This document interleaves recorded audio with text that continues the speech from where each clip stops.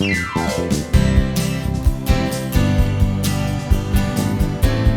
are connected, and you are listening to Specifically for Seniors, the podcast for those in the Remember When generation. Today's podcast is available everywhere you listen to podcasts and with video at Specifically for Seniors YouTube channel. Now, here's your host, Dr. Larry Barsh.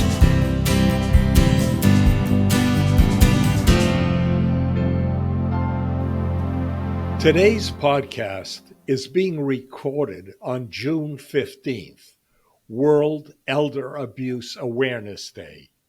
We at Specifically for Seniors and our guests from the National Center on Elder Abuse encourage you to share this episode of the podcast with friends and relatives who know an older adult who may be in jeopardy. We are honored to have as our guest on Specifically for Seniors today, Laurie Mars, JD, LLM, the Deputy Director of the National Center on Elder Abuse. Laurie is an assistant professor of clinical family medicine in the Department of Family Medicine at the Keck School of Medicine at USC. After practicing law for more than 20 years, Laurie's concentration lies at the intersection of law, aging, and elder abuse.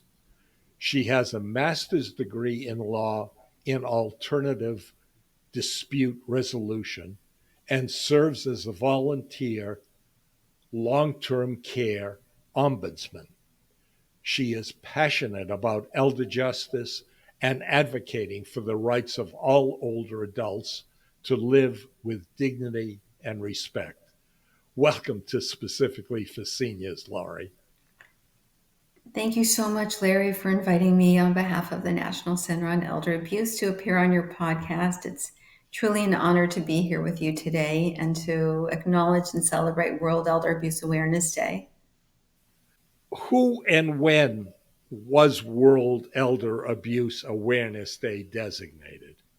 So the World Elder Abuse Awareness Day was launched in 2006 by a Canadian researcher, Dr. Elizabeth Podniaks, in collaboration with the International Network for the Prevention of Elder Abuse. And then in 2011, the Awareness Day was formally recognized by the World Health Organization and the United Nations. And its purpose is to provide an opportunity for communities around the world to promote awareness of elder maltreatment in the hopes that awareness will lead to action and to the end of the abuse and neglect of older people.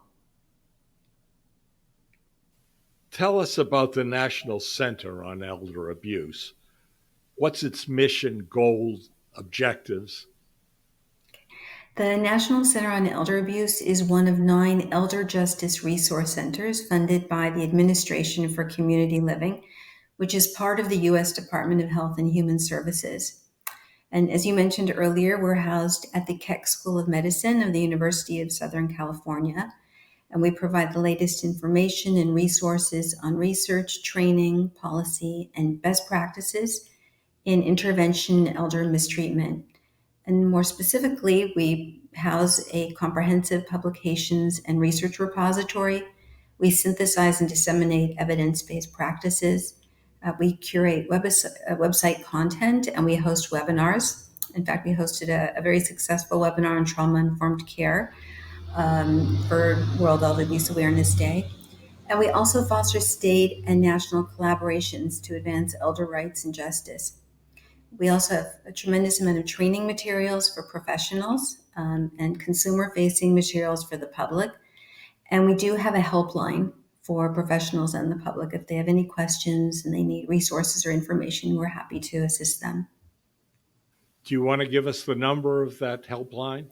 It's 855-500-3537. Now, we don't take direct reports of abuse. That would go directly to Adult Protective Services or long-term care ombudsman or to law enforcement. But we can answer general questions. let's get to the basics of elder abuse. What what do you define as elder abuse?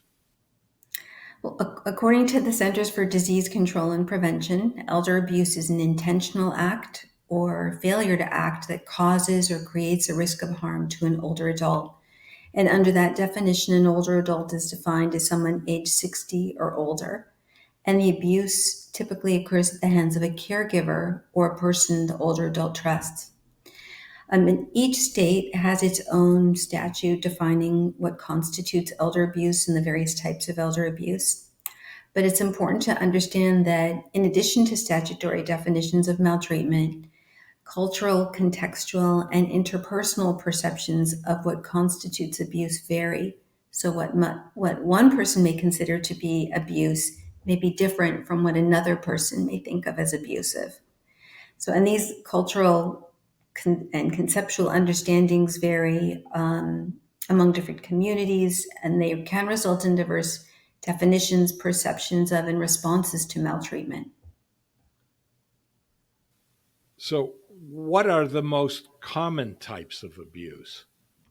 The most common types of abuse are physical abuse, psychological or emotional abuse, sexual abuse, financial abuse, and neglect. So, physical abuse is the use or application of physical force or coercion that may result in injury. And some examples may include hitting, beating, biting, kicking. It's not an exhaustive or an exclusive list, just some examples. But also within the definition of physical abuse is any unlawful, unnecessary, or excessive use of physical or chemical means to restrain or confine an older adult.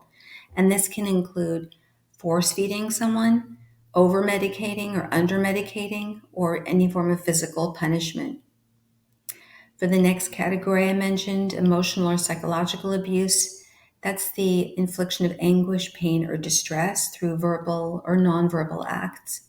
And that can include insults, intimidation, harassment, that sort of thing. Again, not an exclusive list. And sexual abuse is non-consensual sexual contact of any kind, including unwanted touching, sexual harassment, and a sexual interaction with an older adult who lacks the capacity to consent. For neglect, it's the refusal or failure to perform all or part of one's duties to an older person, and that can include failing to provide for food, clothing, shelter, medication management, hygiene. And financial abuse is the misappropriation of someone's money, property, or assets. And neglect itself is an outstanding problem of abuse. It is. Correct? It absolutely is. And you bring up a related point, which is self-neglect, which is a related concept where individuals lack the ability to care for their own medical or healthcare needs. And that's also a very big problem. It's the most commonly reported issue to adult protective services. And I should also mention that even though there are these discrete forms of abuse, they often can co-occur or occur sequentially over time. So, and that's called polyvictimization. In addition to the common types of abuse, there are certain risk factors for elder abuse as well. We've talked about on this podcast a number of times about the problem of ageism, but what are some of the others? Yeah, thank you for asking that question. Risk factors are significant in elder abuse, and the way we view risk factors is through a model called the Abuse Prevention Intervention Model. It was developed by the director of the National Center on Elder Abuse, Dr. Laura Mosqueda, who's a geriatrician, in collaboration with Dr. Bonnie Olson, geropsychologist and professor at Keck, USC. And the model posits three domains. If you look at a pie chart and you divide that in three, one would be the vulnerable older adult, Another section would be the trusted other. And then the third domain would be the context of their relationship. So for the vulnerable older adult section, there are certain risk factors that independently and in connection or relationship with any other risk factors could indicate an increased likelihood of exposure to abuse. So for that older adult domain, chronic medical and mental health conditions, physical frailty, functional deficits, cognitive impairment, social isolation is a big one, and poor coping mechanisms and skills. And then turning now to the trusted other domain, a lot of those indicators that I mentioned for the vulnerable older adult, they can also be applied to the trusted other domain. But what we also see in that domain is a trusted other who has substance abuse issues or who is financially or emotionally dependent on the older adult. And then we take those two sections and look at the context of their relationship. How connected socially are each of these two individuals to different community assets and resources? What is the culture of that relationship? And what does that relationship look like? What has that relationship looked like over time? For example, it could be an older adult and an adult child. And perhaps in early childhood, or through the course of their relationship, they had a strained relationship. And that could portend difficulties in later life if the older adult has caregiving needs and the adult child perhaps has latent or maybe not so latent anger or hostility. So this can manifest. So looking at this model, the abuse prevention intervention model, which has been used with law enforcement, with judges, attorneys in the different domains, what's really, I think, significant about the model is that we can identify those risk factors that are modifiable and those that are non-modifiable. And for the modifiable risk factors, there are interventions that can be applied in order to potentially reduce the risk of abuse. So for example, for the older adult domain, I mentioned that social isolation is a risk factor. If we can connect that person with community-based resources and supports and assistance, then they have that connectedness, they have that network that can be a protective factor and hopefully reduce the likelihood of abuse occurrence. For the trusted other, I mentioned that substance abuse is a risk factor. If that person gets help, treatment, therapy, that could also reduce the likelihood of abuse occurrence or exposure to abuse. There are some risk factors that are non-modifiable. Like dementia is a progressive and degenerative disease and there's no cure. But even in cases where someone has dementia, there may be mechanisms to alleviate the situation in some way, provide caregiver respite, offer medication or therapies or treatment that can help reduce the likelihood of abuse and decrease that association between those two. How prevalent is this, especially in the United States? It's actually, elder abuse is much more prevalent than one might think. It's estimated that 1 in 10 older adults experiences some form of abuse each year. And half of the 6 million people with dementia will experience some form of abuse. But what's even more compelling and troubling is that only 1 out of 24 cases of abuse is ever reported to authorities, which means that most people who live with abuse are not getting the supports and resources they need to prevent abuse or mitigate harms. And that's a real concern. And there's lots of reasons for non-reports. And I can go into a few of them. And one is, and I guess the primary reason is that much abuse is committed by people we know, people in our world, trusted others, family or chosen family caregivers. And older adults are very reluctant to report family abusers. There's a sense of shame and embarrassment and stigma that's attached. So there's an unwillingness to report. Older adults may also be reliant on a family member, chosen family caregiver for food, clothing, and shelter, and they may be concerned, number one, of retaliation if they report, but number two, they may be concerned that they'll be evicted or left homeless or placed in a nursing home. Another big concern. Also, isolation and loneliness is a big issue. And the Surgeon General just issued a report in May about social isolation and loneliness across the lifespan. And this certainly has an impact on older adults. There are other reasons as well. Some older adults may lack the capacity to report abuse when it occurs, and they may lack the facility to communicate it to the appropriate authorities. So, lots of reasons. And another reason is older adults may be protective of a loved one. They may not want to report them and expose them to any type of criminal liability. So, there are lots of factors that go into these family dynamics and decisions not to report. But in terms of going back to the prevalence issue that you asked me at the beginning, the prevalence of abuse actually increased during COVID.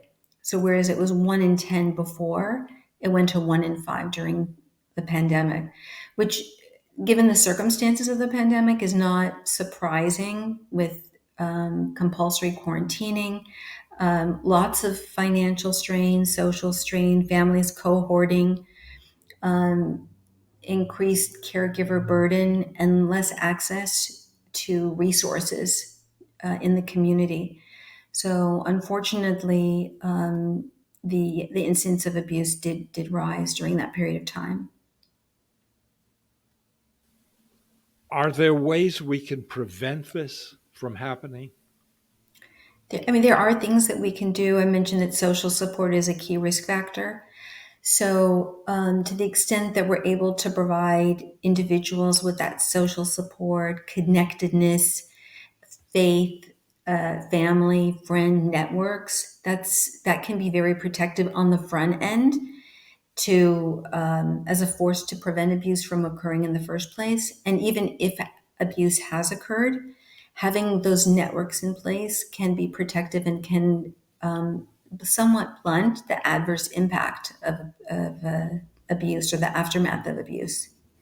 So social support is one thing, consumer education and awareness, podcasts like this, creating awareness so people understand the risk factors involved, understand the prevalence, and can become aware of it. Financial literacy is really important. Developing advanced planning tools or advanced planning toolkits. So planning healthcare documents, arranging for powers of attorney, things like that. That can be helpful also to be protective of older adults in later life. The question comes up, if someone just suspects abuse, but really isn't sure, but is concerned for the older adult, what should they do? That's a really good question because people sometimes are unsure. There are people who are mandated reporters, and that's designated by state, and they must report abuse if they see or suspect it. But anyone who observes abuse, if someone is being abused, they should report it. If someone even just suspects that abuse is occurring, they should report it in the community to Adult Protective Services, which is the social service agency that investigates allegations of abuse and neglect. And if there's abuse in facilities, they can report to the long-term care ombudsman, who act as resident advocates and act at the behest of residents and can investigate complaints. Of course, if someone sees abuse occurring, they can call law enforcement directly and immediately to prevent imminent harm. But a reporter doesn't have to be 100% sure. No. Adult Protective Services or long-term care ombudsman or police will investigate.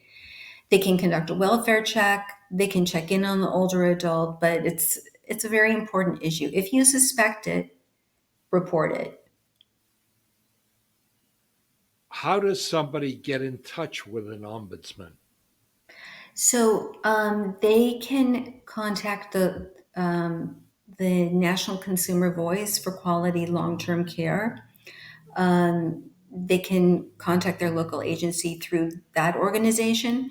There's also a website called Elder Care Locator, which is fantastic, and it provides access to all kinds of resources, not just reporting resources like APS and the ombudsman, but also it provides access to local legal aid and other supportive services like area agencies on aging and other agencies that could be helpful for older adults. So that would be a terrific resource. And it's on our website also. So if someone wants to access our website or give us a call on our helpline, we'd be happy to make those referrals. And your website is what? nca.acl.gov.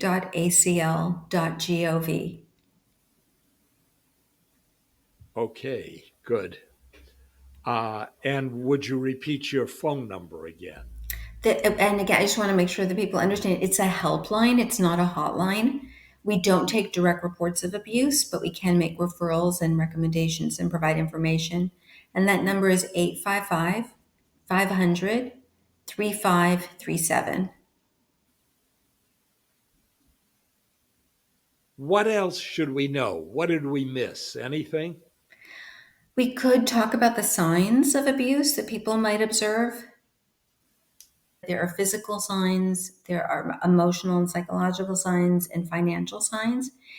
And it's also important to differentiate each of these signs that I'm going to talk about with other causal factors. Because, for example, for physical abuse, malnutrition and dehydration may be a sign of abuse, but it could also be a sign of a medical condition or maybe depression or some other causal source. So it's important to differentiate those.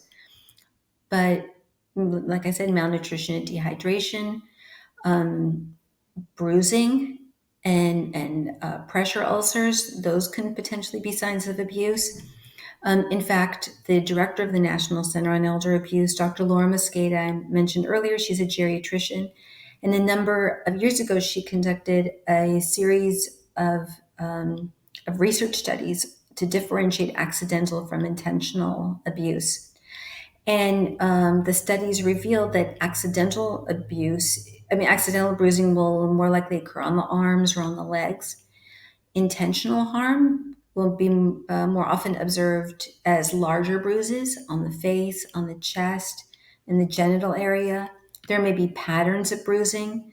There may be like a pattern of like a handprint on someone for abuse. So it's important to understand those kinds of factors and those kinds of signs, that if you see those signs, it may alert you to think that there could potentially be abuse. But there are other physical signs like unusual weight loss, or it could be missing glasses or a wheelchair or a walker, things like that. There are signs of emotional abuse, and this isn't an exhaustive or an exclusive list, but it could be someone who withdraws from society, or someone who has anxiety or depression or loses sleep. And especially with emotional abuse, we all, I think, express and experience whether it's abuse or other types of occurrences differently. So each people may express these signs in different ways. So if you look at the individual and you see that the patterns of behavior that you're observing now are different than the patterns that you've observed in the past, that may be an indicator that something else is going on, that there potentially may be abuse that's present.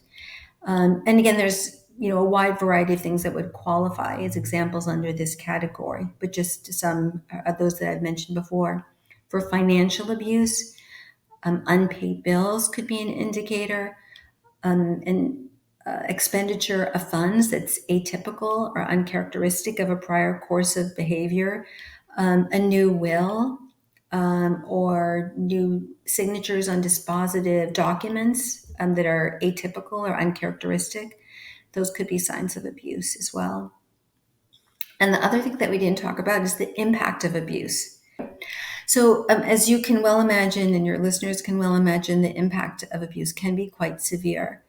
And it often depends on the type of abuse, but abuse can result in physical harm, in mental health consequences like anxiety and depression. Abuse can also result in a higher mortality rate. Those people who have experienced abuse have a 3 times higher mortality rate than those who have not experienced abuse, which is quite significant. Other indicators could be like again like withdrawal. It could be certainly financial abuse. Billions of dollars a year are lost in incidents of abuse. There could be a functional decline, poverty, homelessness, and increased disability. We've talked on this podcast with a journalist named Diane Diamond, who's coming out with a book in the fall on senior guardianship. And that's a form of abuse as well. Guardianship is a very complicated issue. It can be a mechanism for abuse, but sometimes guardianship may be appropriate. It's always considered a remedy of last resort.